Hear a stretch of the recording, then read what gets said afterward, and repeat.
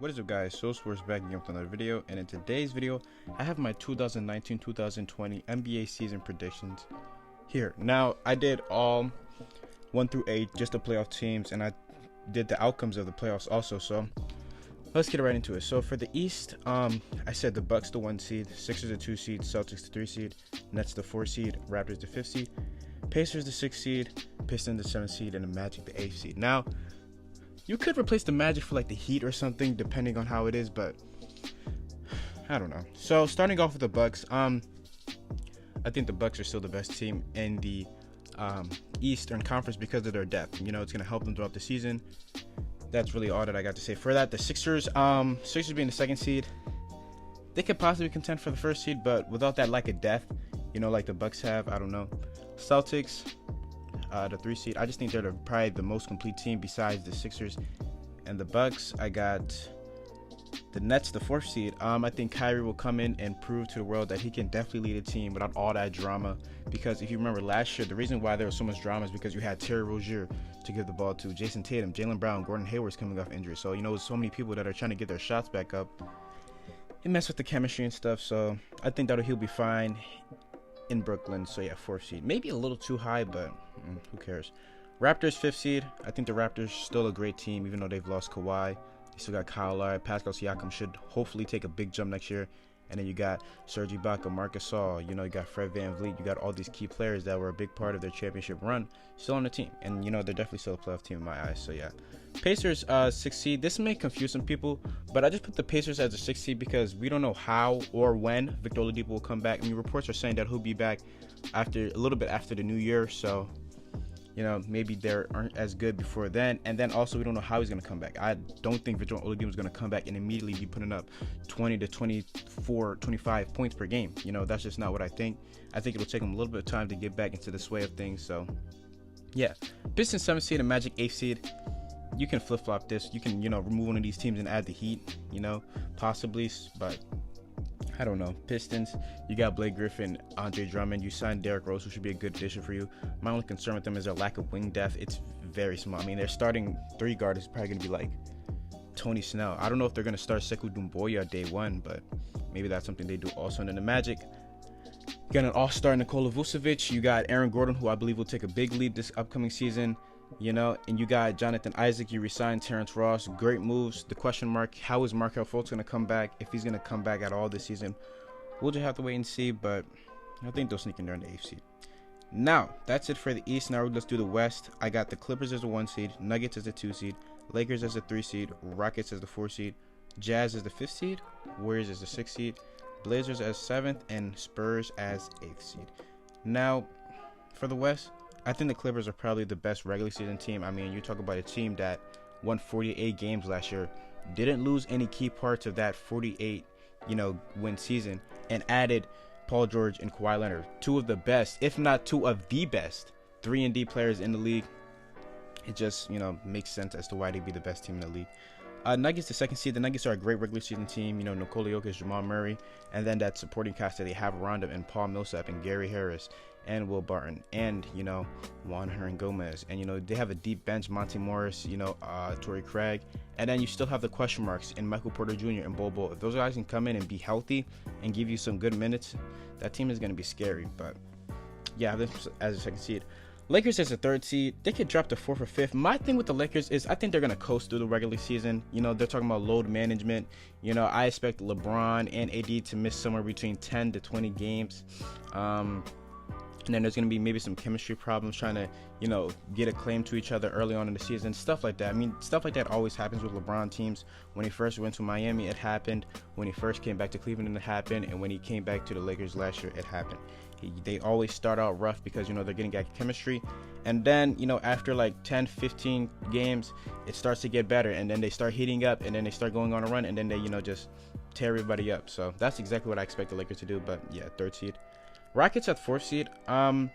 I think kind of the same thing with the Lakers, is in they're not going to start off hot because they're going to try to get used to Russell Westbrook and James Harden play together. I know they're best friends, and you know they wanted to work and all, but Russell Westbrook and James Harden were 1A and 1B in usage percentage last year. You know, I don't know how you can adjust to that. You know, having 2 of the biggest usage guys in NBA history on the same team, I don't know how you can adjust it to that, but it'll take some adjusting to do. And yeah, Jazz is the 5th seed. I think the Jazz could possibly jump to 3rd seed, but I have the Jazz 5th seed because the West is tough. That's just literally why I have them 5th seed. They could, be the 3rd seed or the 4th. I don't know. Like the records that I have, I'm not gonna name off the records because the schedules haven't come out yet, but all these teams are tight. They're all 1 or 2 wins away from each other. So something can happen and they can bump up to 3rd seed. I would not be surprised at all if they're like even the 2nd seed. But this Jazz team is amazing. You have Mike Conley, Donovan Mitchell, Bojan Bogdanovic, Joe Ingles, Rudy Gobert as your starting lineup. Off the bench, you have Emmanuel Mudiay, Jeff Green, Ed Davis. You have a lot of key pieces. Dante Exum, if he can come back and hopefully be healthy. You have a lot of key pieces off the bench. My only problem with them is they lost out on some defense this offseason. We'll see if Joe Ingles can continue his good defensive, ways. Bojan Bogdanovic, he's not a defender really. Mike Conley, he's a good defender, but he's getting up there in age. So we'll just see how it is. But I have high hopes for this Jazz team. Warriors 6th seed, I don't know. I mean, I think if this was 2016 and the Warriors were without Klay Thompson for the first half or more of the season, I would definitely say they'll probably still end up as the 1 or 2 seed. But this is a different Warriors team. They don't have the depth that they had before. I don't even think they have depth at all, really, that I think about it. And then you have Steph Curry and D'Angelo Russell, and teams are just going to lock in on those guys because they don't have any more shot creators after that. So it'll probably be tough to start off, but I think at the end they'll get it on, and then Klay Thompson will come back and everything will be fine. But yeah, and then Blazers 7th seed and Spurs 8th seed. I can just really say this: these two teams always find a way. Always find a way to make the playoffs. It's crazy, but Blazers still have CJ McCollum and Damian Lillard. It's a question mark to see how Yusuf Nurkic will come back, when he'll come back. You have Hassan Whiteside, who he's mad. But Blazers, their team is relatively the same as last year. Same team with the Spurs. The Spurs just signed a lot of vet guys. You're going to get DeJounte Murray back, and it's Greg Popovich. You never can count Greg Popovich out. He always finds a way, and I think he'll find a way again next year. So that's the East, and that's the West. Now let's get into the playoffs. So let's do the East side first. Bucks and Magic. I have the Bucks in 4. Is there even much to say? It's Giannis versus Nikola Vucevic. Bucks in 4. Sixers, Pistons. I have Sixers in 5. I think the Pistons will probably take a game because Blake Griffin is a great player. Andre Drummond is a great player. You have Derrick Rose, Reggie Jackson. You'll probably take a game just because of that history that they have. Just like how the Nets took a game, they'll probably catch them by surprise or something. But yeah, Celtics and Pacers. I have the Celtics in 6 or 7. Now I'm saying 6 or 7 because I'm hoping that by this time Victor Oladipo will be back. Oh my goodness, I just butchered his name. Victor Oladipo, will be back, and he'll be healthy and he'll be ready to lock down and go back to his former self. So Celtics in 6 or 7. And then we have Raptors, Nets. I say Raptors in 6 or 7 also. My thing with the Raptors and the Nets is the Nets, besides Kyrie, how many big playoff performers do they have really? Karis LeVert can maybe. I'm actually, hold on. I'm high on Karis LeVert. I think Karis LeVert will have a great season this year. I could potentially see a 20-point per game season. It makes sense. He's in a contract year. He's going to be the second option. But I don't know. It's like, I don't know. With the depth and, the veterans and all the guys that the Nets have, I just don't see not the Nets, the Raptors have. I just don't see the Nets beating the Raptors. That's just me. But yeah, Raptors in 6/7. Now moving on to the West, I have the Clippers in 5. It's going to be Clippers, Spurs. The Spurs will find a way to win a game. That's really all I can say. Nuggets in 6. Now this is going to be an interesting series considering Blazers Nuggets played last year. And the Nuggets still had home court the same way that they do this year. But a different thing is that Yusuf Nurkic will be back. Maybe that can have an effect on them. But in my opinion, I think this past year was great for the Nuggets. They're getting that playoff experience, and I think they'll be fine from now on. Jamal Murray is going to improve. Nikola Jokic is going to improve. Gary Harris is going to improve. I got the Nuggets in 6. Lakers Warriors. This is a good matchup. You have Steph, D'Angelo Russell, Klay Thompson, Draymond Green. You have LeBron, AD, DeMarcus Cousins. Ultimately, though, I think Lakers in 6. I think LeBron is going to show the world that he's still the best player in the world, and he's going to go off in this series. And yeah, he'll be great. That's just really all I got to say. The Warriors are still the Warriors. They're still a great team, so they'll probably take 2 games. But ultimately, I got the Lakers in 6. And then last series, Rockets Jazz. This is probably going to be the best series of the playoffs if it does happen, and if everybody's healthy. But I got Jazz in 7. I think the Jazz are a collective group. They're going to play well, and they're going to play as a team, and they're going to be great. Donovan Mitchell's going to go off these playoffs. Now that he has a second option behind him in Mike Conley, and it'll be great. And the Rockets, Russell Westbrook and James Harden are known for taking a lot of shots in the playoffs and not making a lot of them, and now they're on the same team. I don't know if that's going to help their case, but yeah, unfortunately I have them going out in the first round. But yeah, moving on now to the semifinals. I think this is correct, but starting off with the East once again, you have the Bucks, Raptors. This time around though, Kawhi isn't there. I got the Bucks in 4 or 5. Giannis is a man on a mission. He's gonna come in and redeem himself after that bad, conference finals he had last year. But yeah, and then you got Sixers, Celtics. I got Sixers in 6. The Celtics team is gonna be great. They're gonna have Kemba Walker, Jaylen Brown, Jason Tatum, a great coaching, and Brad Stevens. But ultimately, I think the Sixers are gonna have too much firepower for them, and I think they're just not gonna be able to combat that, and they're going to lose in 6. That's just my opinion.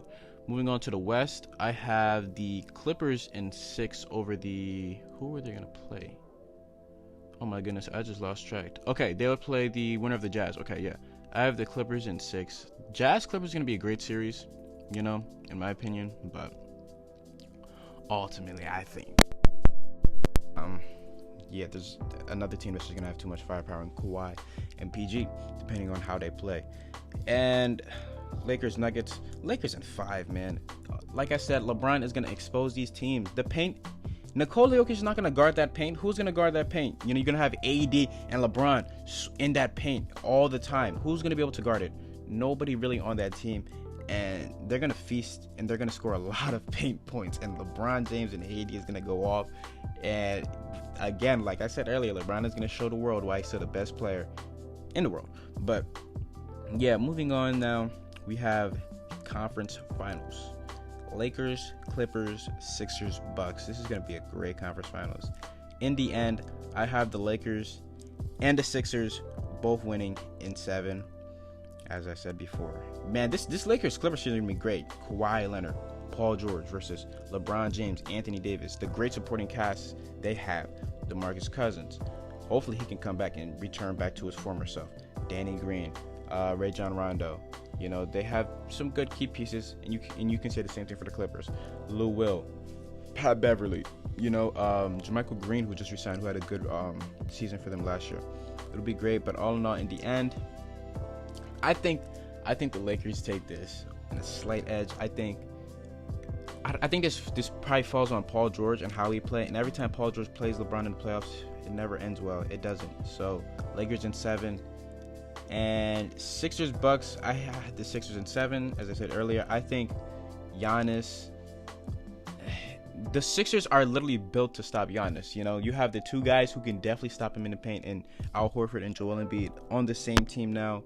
And I think the Sixers will just have too much firepower, and I don't think the Bucks will be able to come back from that. So Sixers in 7, and now we're in the NBA Finals. Lakers, Sixers.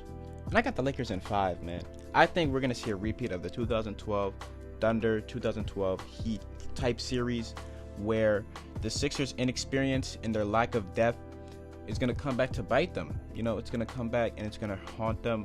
I've said early on, I've said in my Sixers videos, that their lack of depth is so worrisome, because if you have, God forbid, an injury that comes and happens, who are you going to replace that guy with? If Ben Simmons goes down, God forbid, like I said, with an injury, who's going to run the point guard besides him?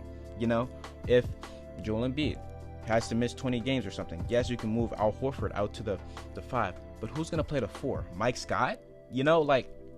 Things like that is, I don't know. They're a very top-heavy team, but we'll see how they play. But ultimately, I think I got Lakers in 5. I mean, like I said, the inexperience will probably get to the Sixers, their lack of depth. LeBron James will probably expose them. I mean, guarding them, Ben Simmons can't shoot 3, so, it's going to clog up the paint. It's going to mess things up for the team. Brett Brown, I don't know how he'll be able to adjust as a coach. But, yeah, this is just my opinion. and then LeBron James is your Finals MVP. And that's gonna do it for this video, guys. I hope you guys did enjoy. Leave me your your opinions, what you think the standings are gonna look like in the description down below or in the comment section. But yeah, it's Still Sports, and I'm out. Peace.